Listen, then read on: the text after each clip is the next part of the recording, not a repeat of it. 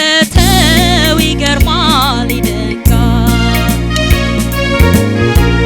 ከዓይኖቼ የሚፈሰው መቼ አባርቶ ያውቃል ከአንጀቴ ከሆነ እንባዬ የሚፈሰው ምክንያቱ አንተ ነህ አላውቅም እኔ ራሴ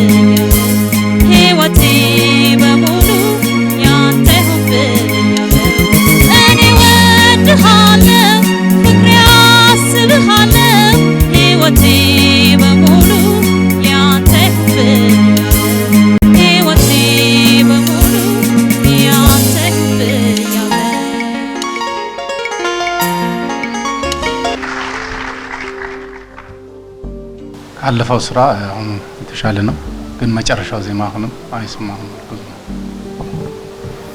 እኔ ደግሞ ካለፈው ስራ የወረደ ነው ብዬ ነው ማስበው መስፈን የምትችይበት